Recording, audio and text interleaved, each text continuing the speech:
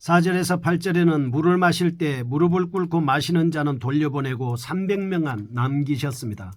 분명히 하나님께서는 전쟁에서 하나님의 구원하심이 사람의 수요나 칼창, 병기의 수요와 관계와 있음을 보여주고 있습니다. 5장 31절에 의하면 이스라엘 백성들은 이전까지 사사 드보라가 다스리던 40년 동안 태평성대를 누렸습니다.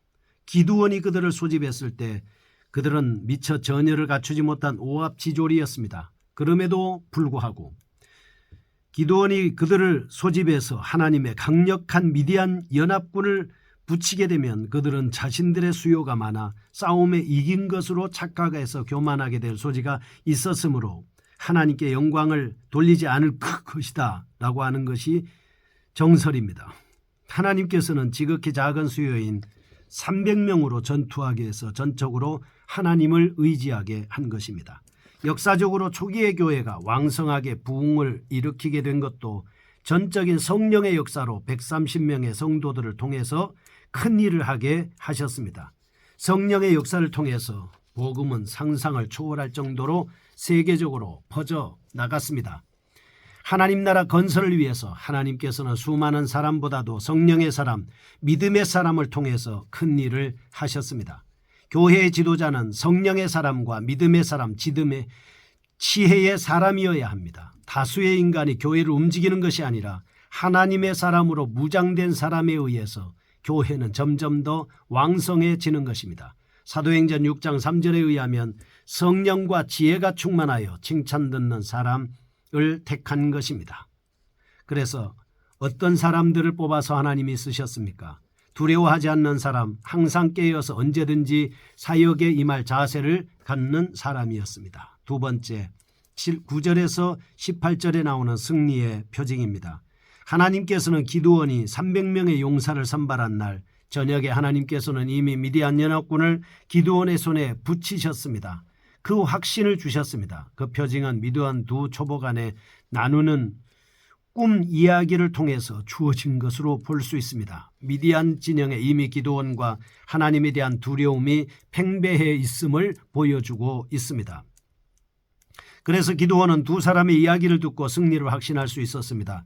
곧바로 기습할 채비를 갖출 용기를 얻을 수가 있었다는 말씀입니다. 이처럼 하나님께서는 이스라엘로 하여금 대적과 싸움에 있어서 승리에 대한 확신을 가질 수 있도록 표징을 보여주십니다.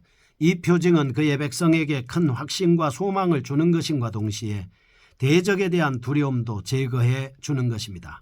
3장 8절에 메소포타미아, 12절에 모압, 4장 2절에 가나안, 6장 1절에 미디안 등과 같은 대적과 끊임없이 전쟁을 수행하였듯이 오늘날 우리 성도들도 끊임없이 영적인 전투 상황 가운데 살아가고 있습니다. 그러나 하나님의 전신갑주를 입고 영적인 전투를 깨어서 기도하면 우리는 날마다 이기게 하시는 예수 그리스도께서 계심으로 전쟁에서 승리할 수가 있습니다.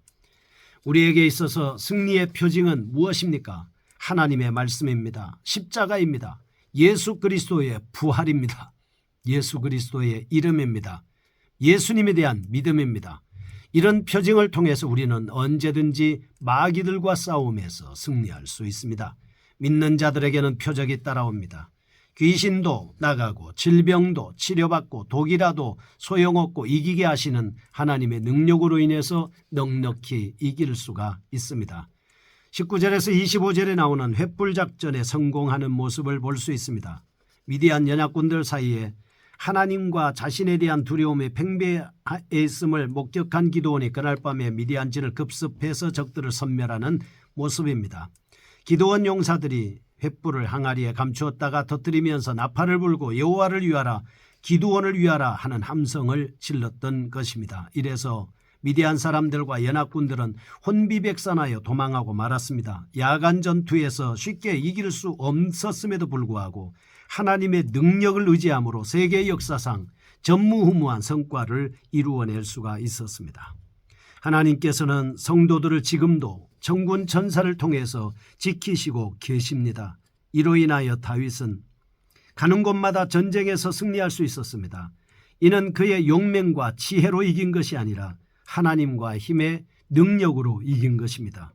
우리가 범사에 승리하고자 원한다면 우리는 늘 예수님을 믿어야 합니다. 하나님을 경외해야 합니다. 성령에 충만해야 합니다.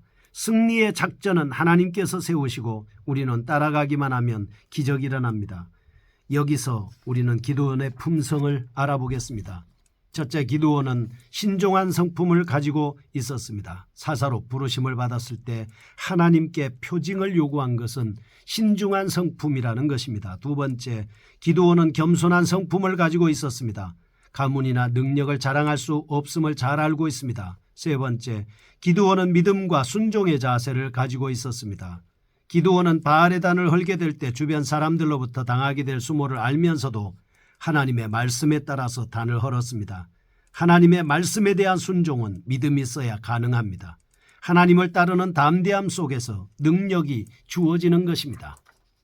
거룩하신 하나님 아버지, 하나님을 믿고 따르는 순종하는 믿음, 실천하는 믿음, 적들과의 영적인 전쟁에서 승리하는 것은 믿음이었습니다. 믿음으로 저희도 승리하게 하여 주옵소서. 예수님의 이름으로 기도합니다. 아멘. 지금 극동방송을 듣게 하십시오. 기적이 일어납니다. 우리는 지금 생명을 전하고 있습니다. 아멘.